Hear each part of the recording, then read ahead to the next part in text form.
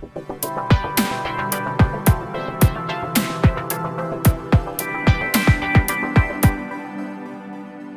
येथे बोरघाट येथे उगम पावणारी उल्हास नदी, भीमाशंकर डोंगरात उगम पावणारी चिल्हार नदी आणि भिवपुरी धरण येथे उगम पावणारी पेज नदी या तीनही नद्यांचा संगम कोल्हारे येथे होतो।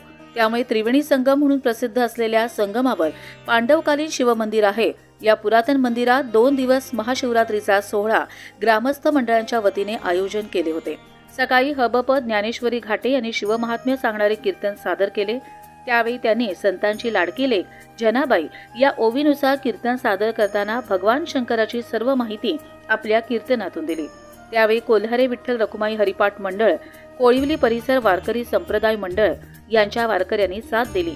महाशिवरात्री निमित्त कोल्हारे ग्रामस्थ मंडळ यांच्याकडून भक्तांसाठी उपवासाची खिचडी आणि चहा यांचे वाटप दिवसभर सुरू होते।